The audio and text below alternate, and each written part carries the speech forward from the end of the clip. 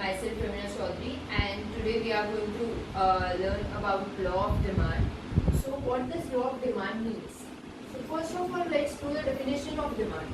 Demand means consumer desire to purchase goods and services and willingness to pay a specific price. This means that demand talks about in the perspective of consumers and talks about the affordability. This means that consumer will always buy the product which is affordable for him. Therefore, there is an inverse relationship between the price and the quantity demanded by the consumer. So, there are two basic conditions of law of demand. First, there should be a large number of buyers and sellers, and second, there should be homogeneous quality product. We will look by a graphical representation how there is an inverse relationship between the price and the quantity demanded.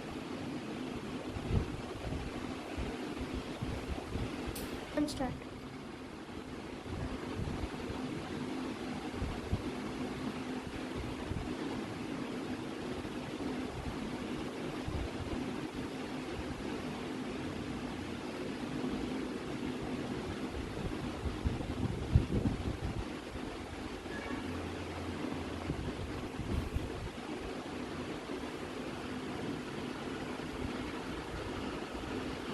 So, if for example we took onion as a product, so if the price of onion in the market is rupees 50, so consumer will buy 1 kg of onion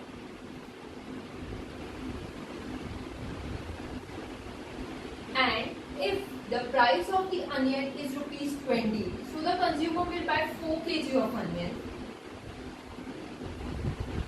Being it will be affordable for him to buy 4 kg onion in the price of rupees 20.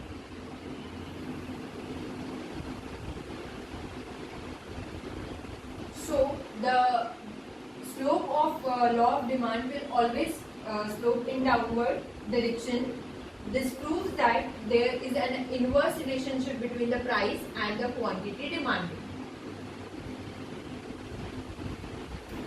So, in law of demand, there are total 7 types of demand. First demand is price demand. So, the first type of demand is price demand. As the name states, this demand is related to the price. So, in price demand, there are 2 types of goods. First is normal goods and second is inferior goods. So, for normal goods, if the price increases, there will be a reduction in quantity demanded. If there will be a reduction in price, there will be increase in quantity demanded.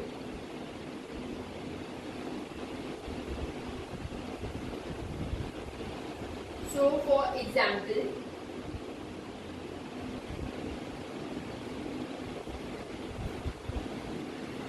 if the price of the product is rupees 40, so we will buy only 1 unit.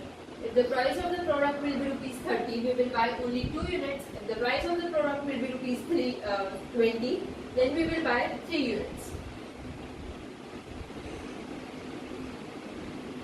So this is the slope for normal goods, and for inferior goods,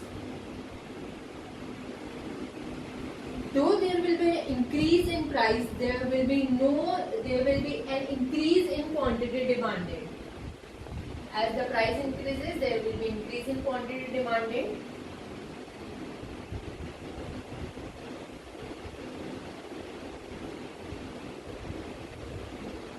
If the price of the product will be rupees 10, we are going to buy 1 unit. If the price of the product is rupees 20, we are going to buy 2 units. If the price of the product will be rupees 30, so we will going to buy 3 units. So this is how the slope of the inferior. Second type of demand is cross demand. Cross demand means change in quantity demanded towards the change in price of other commodity. So first example for cross demand, we will take tea and coffee, which are substitute goods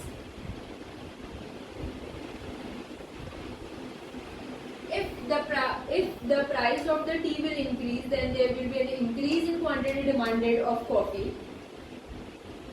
So for example, if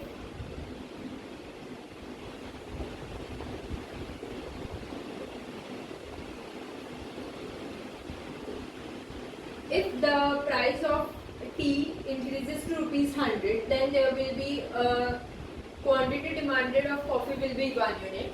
If the price increases to 200, coffee demand will goes to 2 units. If the price of tea increases rupees 300, then the demand for coffee will go to 3 units. So this is a graph for substitute goods. Second types of goods are Start. so in cross demand, the second example we are taking of board and duster. These are complementary goods which go in hand by hand. So if there will be an increase in the price of board, so there will be a directly there will be a decrease in the price of duster. Quantity demanded in the duster.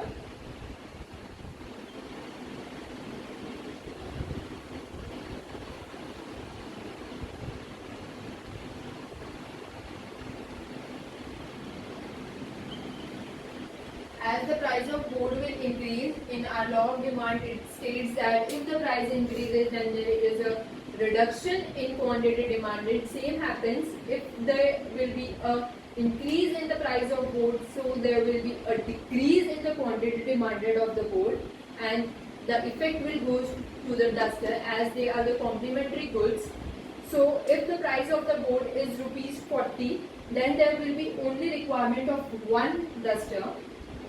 If the price of the board is rupees 30, there will be requirement of 2 duster.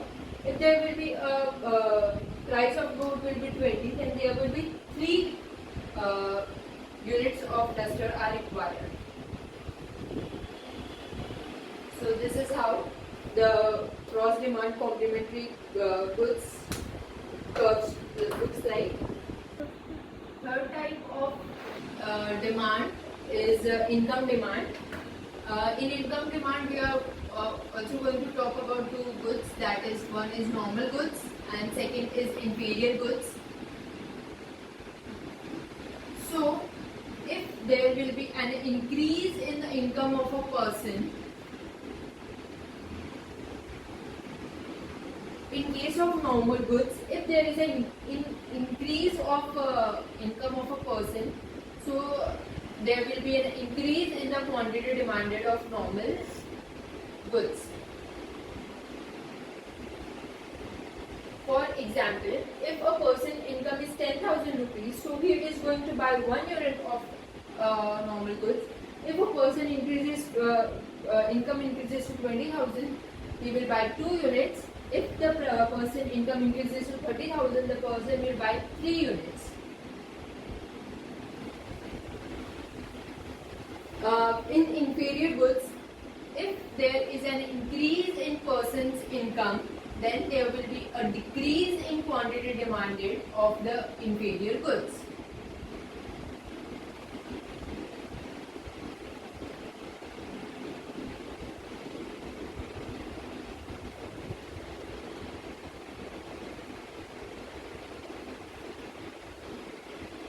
If a person's income is rupees 10,000, he will buy 4 units of the given goods or inferior goods. If the person income is rupees 20,000, so he will buy 3 units of the inferior goods. If the person income is rupees 30,000, then he will buy 2 units of inferior goods. Pause. The fourth type of demand is direct demand. Direct demand means demand for goods and services made by final consumer to satisfy their wants or needs.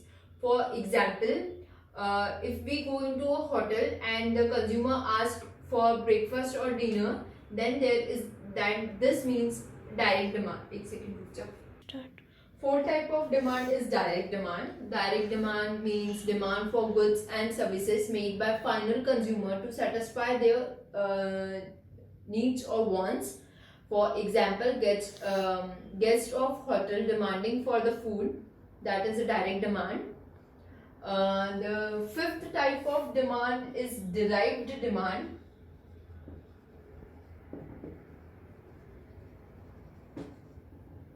So the derived demand means demand for goods and services made according to the direct demand. Example, hotel demand for vegetable and groceries, that is derived demand from the direct demand. Sixth type of demand is composite demand. So composite demand means demand for a single commodity made in order to use for different purposes. For example, electricity, we use it for heating, lighting, transporting and many other purposes. And the last and the seventh demand type is joint demand.